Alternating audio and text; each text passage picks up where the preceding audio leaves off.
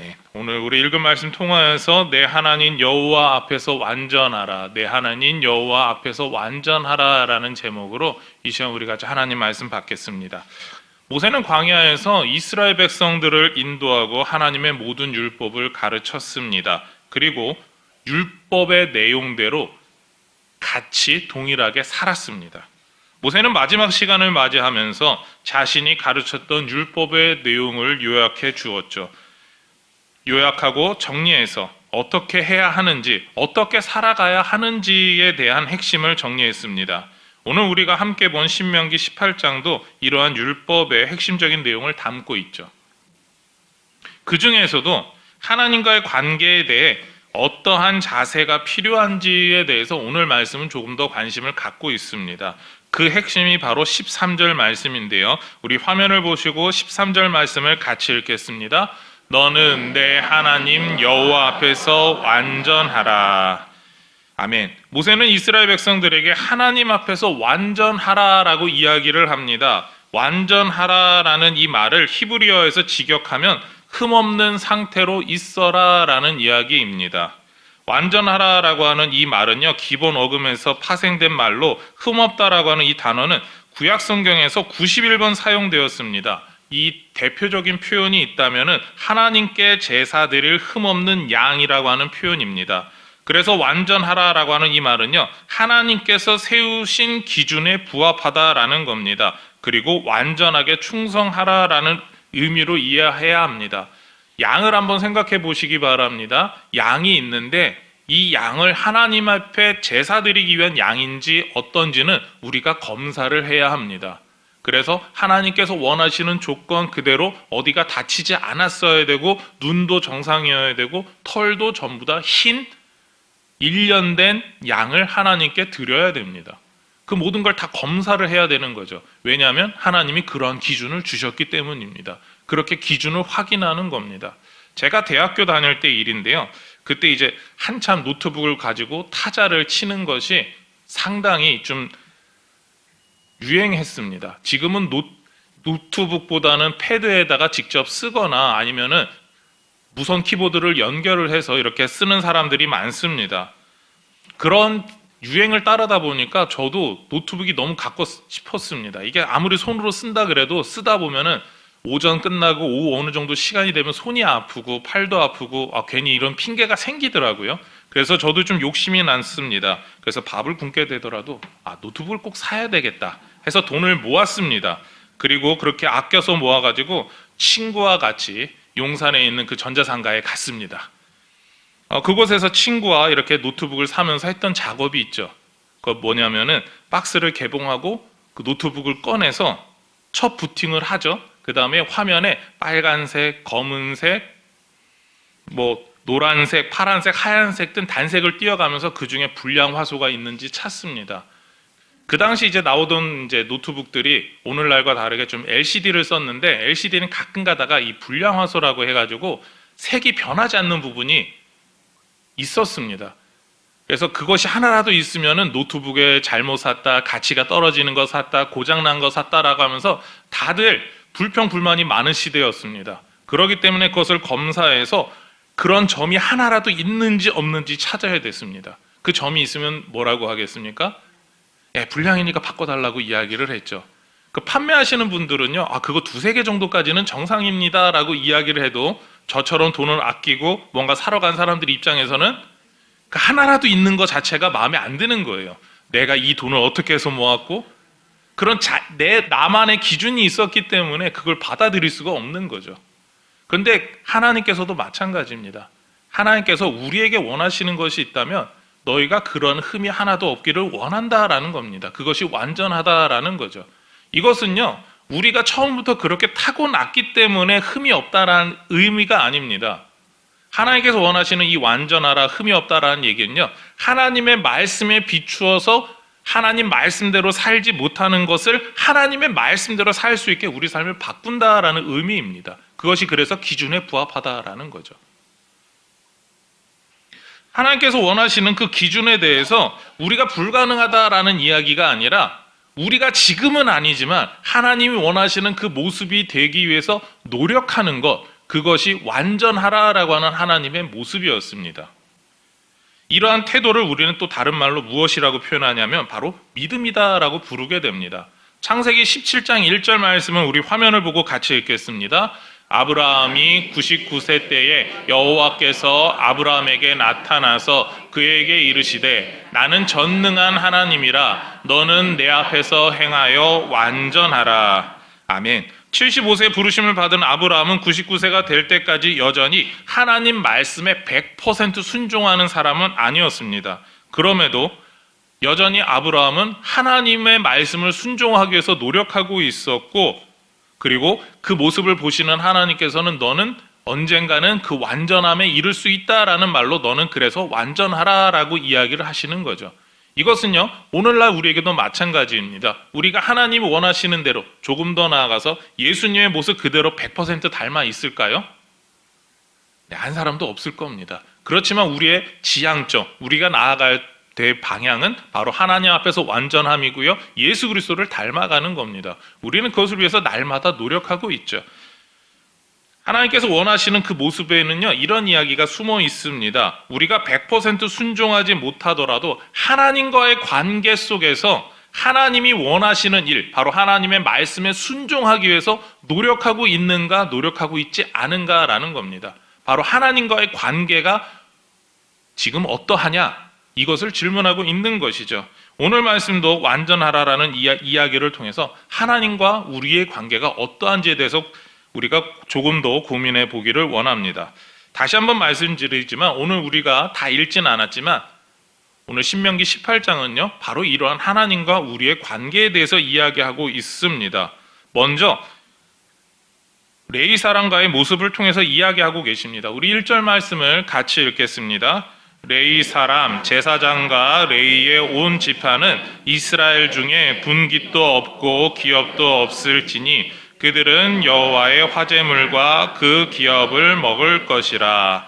아멘. 이 이야기는 앞에서 나왔던 걸 다시 한번 반복하고 있습니다. 제사장의 규례를 세워주시면서 성전에서 일하는 사람들의 그런 필요를, 아니 하나님께서 그들의 기업이 되시니까 그들의 모든 것을 책임져 주시겠다라고 이야기하시면서 그들의 필요를 어떻게 채워주냐, 하나님께 드리는 그 화제물 중에서 일부를 그들에게 돌려서 그들이 먹고 살 수 있게 해 주시겠다라는 이야기입니다. 레위 지파는요 다른 지파와 다르게 어떠한 가나안 지역의 땅을 소유할 수가 없었습니다. 이들은 하나님께 드려진 사람들이었고 하나님 앞에 일생을 헌신해야 되는 사람들이었습니다. 그러니까 하나님께서 모든 것을 채워주신다라고 하고 그들은 믿고 살아갈 뿐입니다.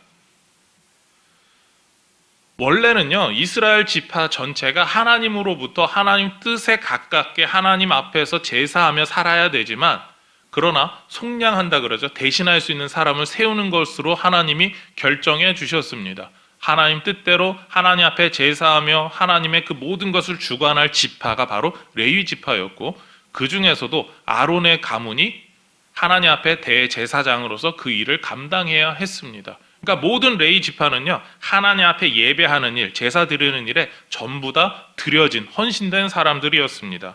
그래서 다른 지파에서는요 레위 지파가 하나님께 예배하고 하나님께 영광 돌리는 그 일을 온전히 집중할 수 있도록 도와주어야 했습니다.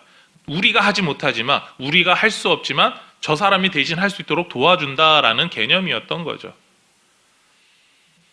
다른 지파의 사람들이 하나님과의 관계가 바르게 되어 있을 때는요, 그러니까 하나님께 드려야 될 제사 등을 제대로 드리고 있을 때는요 레위 지파의 생존은 보장되어 있습니다. 그들이 하나님 앞에 부족함 없이 모든 것을 누리며 살아갈 수 있었죠. 하지만 하나님과의 관계가, 다른 지파들이 하나님과 온전한 관계를 누리지 못하면 그들은 떠날 수밖에 없었고 하나님 앞에서 온전히 예배를 드릴 수가 없었습니다. 레위 지파의 그 삶은요 본인들뿐만 아니라 다른 지파의 사람들이 하나님과 어떠한 관계에 있느냐, 이것이 너무나 중요한 사람들이었죠. 그러니까 하나님께서 레위 지파에 대해서 관심을 가져라라고 하는 이 이야기 속에는, 레위 지파의 그 모든 필요를 내가 채워주겠다라고 하는 이 말 속에는요 너희가 레위 지파를 위해서 관심을 가져야 된다, 라는 의미가 되고요. 더 나아가서 하나님과 너희가, 그러니까 다른 11지파가 어떠한 관계에 있는지 스스로가 스스로를 돌아보아야 된다라고 하는 그 의미를 포함하고 있는 이야기입니다. 그래서 레위 지파에 대해서 하나님께서 항상 관심을 가져야 될 것뿐만 아니라 그들을 직접적으로 보호하라고 이야기하시는데요. 6절부터 8절 말씀을 우리 같이 읽겠습니다. 이스라엘 온 땅 어떤 성읍에든지 거주하는 레위인이 간절한 소원이 있어 그가 사는 곳을 떠날지라도 여호와께서 택하신 곳에 이르면 여호와 앞에 선 그의 모든 형제 레위인과 같이 그의 하나님 여호와의 이름으로 섬길 수 있나니 그 사람의 몫은 그들과 같을 것이요 그가 조상의 것을 판 것은 별도의 소유이니라. 아멘. 레위인에게 특별한 사유가 있게 되어서 살던 곳을 떠나게 되어 다른 곳을 정착했을 때에도 이스라엘 백성들이 레위인을 보호해야 한다라는 겁니다. 그들이 하나님 앞에 예배할 수 있고 하나님께 영광 돌릴 수 있도록 협조해야 한다라고 하는 것이 이것이 이야기입니다. 하나님께서는요, 이렇게 이야기하신 이유가 하나님과 레위인의 관계뿐만 아니라 이스라엘 백성들과 하나님과의 관계를 위해서 그것이 옳다라는 겁니다. 그럼 이제 이렇게 질문해 볼 수가 있겠죠. 그렇다면 오늘날의 레위인은 누구일까요? 결론적으로 말하자면요, 오늘날의 레위인은 모든 성도입니다. 왜냐하면 우리 모두가 하나님 앞에 예배하는 예배자로 서 있고요. 레위인처럼 똑같이 찬양대로 이렇게 섬기고 있고 예배의 여러 가지 모습으로 봉사하고 같이 동행하고 있지 않습니까? 여러분들이 교회에서 봉사한다라고 하는 그 많은 일들, 누군가를 가르치는 일, 작게 본다면 주방에서 섬기시고 그리고 또한 우리 다음 세대들에 대해서 교사로 섬기는 일, 그 모든 것까지 원래는 레위인만 해야 하는 일입니다. 구약 성경대로 따지자면요. 그런데 오늘날에는 어떻습니까? 예수님이 십자가에서 죽으심으로 말미암아 휘장이 갈라지고 성전의 휘장이 갈라지면서 모든 사람이 하나님과 직접적으로 대면할 수 있게 되고 하나님 앞에서 그 모든 예배자로서 동시에 같이 설 수 있게 되었습니다. 이 이야기 속에는요, 우리 모두가 레위인이기 때문에 교회에 있는 한 사람, 교회에 나오는 한 사람, 교회에서 예배만 드리고 간다 할지라도 우리는 모두에게 관심을 갖고 서로가 사랑해야 된다라는 이야기를 품고 있습니다. 우리가 같은 전도에 속하는 분들이지만 전도에 잘 참석하지 않는다라고 해서 무관심하거나 아니면 우리 구역 식구지만 내 전화를 너무 안 받아준다라고 해서 그 사람에 대해서 관심을 갖지 않는다라고 한다면 그건 하나님과의 올바른 관계를 맺지 않는 겁니다.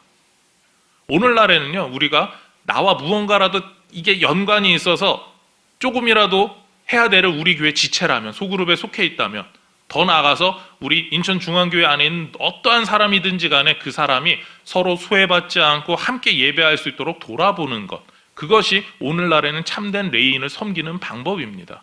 여러분들 가운데 소외되신 분이 있습니까? 수요 예배 정도 나오실 정도면은 여러분들은 서로가 다 잘 알지 않습니까? 그러나 주일에는 가끔 모르시는 분들도 있을 겁니다. 그렇다면 저도 마찬가지고요. 여러분들도 마찬가지고요. 우리가 하나님 앞에서 하나님 뜻대로 서로가 서로를 잘 섬겨주지 못한다. 오늘 이 말씀에 비춰본다면 레위인을 섬겨주지 못한다라는 개념으로 나아가게 됩니다. 하나님께서는요, 하나님과의 바른 관계를 위해서 성도가 성도를 서로가 사랑하기를 원하십니다. 이러한 사랑의 교제를 나누시기를 소망하며 축원합니다. 하나님께서는요, 이스라엘 백성들에게 하나님과의 관계를 위해서 가나안 족속들의 가증한 행위를 본받지 말라라고 하시는데요. 9절부터 11절 말씀을 같이 읽겠습니다. 내 하나님 여호와께서 내게 주시는 땅에 들어가거든 너는 그 민족들의 가증한 행위를 본받지 말 것이니 그의 아들이나 딸을 불가운데로 지나게 하는 자나 점쟁이나 길흉을 말하는 자나 요술하는 자나 무당이나 진언자나 심접자나 박수나 초혼자를 너희 가운데에 용납하지 말라. 하나님께서 미워하시고 싫어하는 행위는요, 복술자 바로 무당이나 이방신을 따르는 일입니다. 그리고 그러한 사람들을 받아주고 그들과 교제하는 일이죠. 하나님께서는 그러한 일들을 싫어하십니다. 심지어 그 땅에서 하나님이 정해놓으신 하나님의 백성들이 살아가는 그 땅에서 내쫓으라고까지 이야기를 하시죠. 내쫓으라라고 하는 말에는요, 그들의 어떠한 행위도 본받지 말고 그들의 행위에 대해서 인정해 주지도 말라라고 하는 의미가 담겨 있습니다. 그리고 이스라엘 백성들이 하나님의 뜻대로 살아가야 되지 그들의 모습이나 그들의 행위를 따라해서는 안 된다라는 의미가 있죠.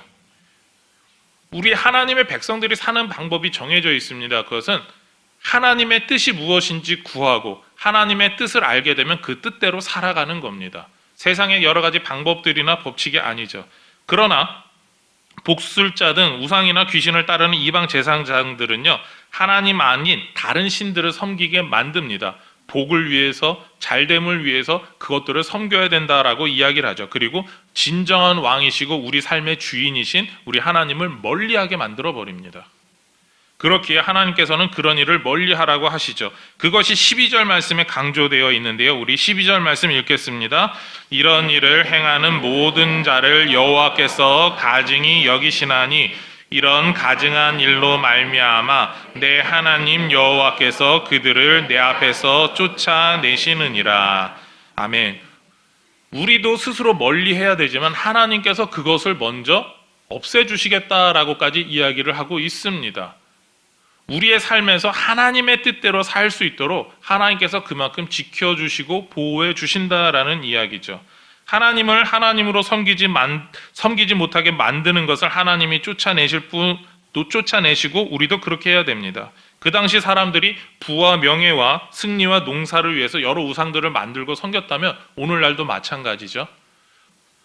부와 명예와 승리와 그리고 자신이 하는 모든 일들에서 잘 되기 위해서 오늘날 많은 사람들이 쫓아가는 일들, 그리고 교회에서 하는 일들보다 세상의 일들이 더 중요하다고 말할 때가 얼마나 많습니까? 하지만 하나님께서는요, 우상들에게 관심을 두지 말라라고 했습니다. 왜냐하면 가장 중요한 거 하나님에게만 관심을 두기를 원하셨기 때문입니다. 그것이 하나님과 바른 관계를 맺는 방법이고 우리가 살아가는 법칙이기 때문입니다. 우리의 삶에서도 마찬가지입니다. 여러분들의 삶에서 하나님보다 더 많은 관심을 갖게 만들고 하나님보다 더 중요하다고 생각되는 게 있습니까? 그것이 바로 우상입니다. 여러분들이 건강에 대해서, 돈에 대해서, 명예에 대해서, 자녀에 대해서 혹시나 더 관심이 하나님보다 더 관심이 있다면 그게 우상입니다. 하나님 그것을 멀리하라라고 이야기를 하시죠. 그렇지 못할 경우에는 하나님께서 직접 그것을 멀리 쫓으시는 일이 일어나게 됩니다. 모세는 백성들과 그리고 우리들에게 이렇게 말합니다. 하나님께 드려야 할 예배를 우상에게 드리지 마라. 다시 한번 묻겠습니다. 우리의 삶은 어떤가요? 그렇기에 모세는 우리가 관심을 가져야 할 하나님의 말씀을 들음에 대해서 이렇게 강조하고 있습니다. 15절 말씀인데요. 같이 읽겠습니다. 내 하나님 여호와께서 너희 가운데 내 형제 중에서 너를 위하여 나와 같은 선지자 하나를 일으키시리니 너희는 그의 말을 들을지니라. 아멘. 하나님께서는요, 우리를 위해서 모세와 같은 선지자를 보내주시겠다라고 말씀하십니다. 하나님의 뜻을 구별하며 하나님의 뜻대로 행할 수 있게 하기 위해서죠. 하나님 앞에 완전하기 위해서며 하나님과의 관계가 더 중요하기에 장차 하나님께서 보여주실 사랑이기도 합니다. 그리고 지금도 우리를 향해서 보여주시는 사랑이죠. 모세가 지금 오늘 말씀에서 이렇게 이야기하는 이유는요, 하나님의 뜻대로 행할 수 있도록 하나님께서 직접 역사하시고 도와주시고 능력을 행하신다라는 이야기를 하죠. 이것이 하나님의 사랑이다라는 거죠. 그래서 하나님의 사랑이 이스라엘 백성들에게 나타날 때 이스라엘 백성들이 정말 하나님의 뜻이며 사랑인지 구별해야 될 필요가 분명히 생깁니다. 그래서 하나님의 뜻을 구별하는 법까지 알려주시는데 22절 말씀 같이 읽을까요? 만일 선지자가 있어 여호와의 이름으로 말한 일에 증언도 없고 성취함도 없으면 이는 여호와께서 말씀하신 것이 아니요 그 선지자가 제 마음대로 한 말이니 너는 그를 두려워하지 말지니라. 아멘. 하나님께서 세워서 하나님의 뜻을 전하도록 불러주신 선지자는 다릅니다. 증거가 있고 성취가 있기 때문이죠. 하나님께서 그와 함께 하시는 일들, 그러니까 그가 하는 말이 항상 하나님의 뜻대로 됩니다. 오늘날로 이야기를 하면 성도의 말이 참인지 아닌지, 조금 더 나아가서 그 사람이 참된 성도인지 아닌지 알 수 있는 방법이 있습니다. 바로 하나님의 말씀이야, 하나님의 뜻이야 라고 하는 그 이야기대로 그 사람이 먼저 살고 있는가 아닌가입니다. 이것은 우리들에게 상당한 도전입니다. 우리가 입으로만, 생각으로만 하나님의 뜻이 이거야 라고 말하는 게 아니라 오늘날 하나님이 우리들에게 원하시는 것이 있다면 이 말씀대로, 우리가 알고 있는 말씀대로, 깨달은 말씀대로 먼저 살아가라 라는 이야기를 하고 계시는 거죠. 다른 사람이 그 말씀대로 살고 있는가, 그 사람은 왜 그렇게 살지 못하는가 하면서 다른 형제 눈에 있는 그런 기둥이라든가 그런 것들을 보는 게 아닙니다. 내 스스로가 하나님 뜻대로 살지 못하는 그 자그마한 것까지도 거꾸로 볼 수 있어야 됩니다. 여러분의 삶은 어떻습니까? 하나님의 뜻대로 산다라고 이야기를 할 때 나를 먼저 보기보단 다른 사람을 먼저 보시지는 않습니까? 하나님께서 이야기하시는 건 그게 아니죠. 내가 먼저 하나님의 뜻대로 살고 있는가? 너 자신이 하나님 뜻대로 살고 있는가? 하나님께서는 그걸 물어보고 계시는 겁니다. 오늘 우리는 하나님과 우리 관계에 관심을 가져야 합니다. 이것을 이야기하고 있죠. 그리고 관계를 위해서 노력을 하는 이스라엘 백성들의 모습은 어떠한가를 보았습니다. 다시 한번 말씀드리지만 우리도 하나님과의 관계 속에 어떻게 있느냐라는 거죠. 하나님께서는 우리가 하나님과 바른 관계로 살아가기를 원하십니다. 하나님 말씀에 순종하며 하나님의 뜻을 행하는 사람이 되는 겁니다. 그리고 더 나아가서 여러분들 한 사람 한 사람이 선지자처럼 하나님의 말씀의 뜻이 이겁니다라고 삶을 통해서 보여줄 수 있어야 됩니다. 하나님이 저와 여러분에게 원하시는 삶의 모습이 거기까지 나아가는 거죠. 하나님은요, 먼저 하나님 말씀대로 우리를 사랑하심을 보여주셨습니다. 바로 예수님을 통해서 우리에게 보여주셨죠. 내가 너희를 이만큼 사랑한다. 내가 너희를 사랑하니까 내 아들을, 내 독생자를 죽였다. 이렇게 하나님은 먼저 우리에게 그 사랑을 보여주셨습니다. 그리고 너희가 그 예수를 믿으면 나의 천국에 올 수 있게 해줄 거야 라고 우리에게 먼저 하나님의 뜻을, 하나님의 사랑을 보여주셨습니다. 우리가 그것을 믿음으로 믿고 있지 않습니까? 그렇다면 우리가 하나님의 뜻을 믿고 그대로 살아간다면 그것을 정말 믿는 것을 우리의 삶을 통해서 보여주어야 됩니다. 그것이 하나님과 바른 관계 속에 있는 바로 성도의 삶입니다. 우리가 그 뜻에 맞도록 하나님께 관심을 가지고 그렇게 노력해야 합니다. 하나님의 뜻대로 살지 못하는 우리의 악한 모습을 내려놓고 하나님 앞에 살 수 있도록 날마다 하나님의 뜻을 행하는 저와 여러분이 삶이 되기를 소망하며 축원합니다. 기도하시겠습니다. 하나님 감사합니다. 우리의 삶에서 하나님의 뜻이 나타나기를 원합니다. 우리가 하나님의 뜻을 압니다. 내가 그것을 이해하고 있습니다가 아니라 우리의 삶의 모습을 통하여서 하나님의 뜻을 보이고 하나님을 기쁘시게 하며 세상 가운데 하나님을 증거하게 하여 주시옵소서. 그런 복된 삶을 사는 성도가 되게 하여 주시옵소서. 이 모든 것 예수님의 이름으로 기도드립니다. 아멘.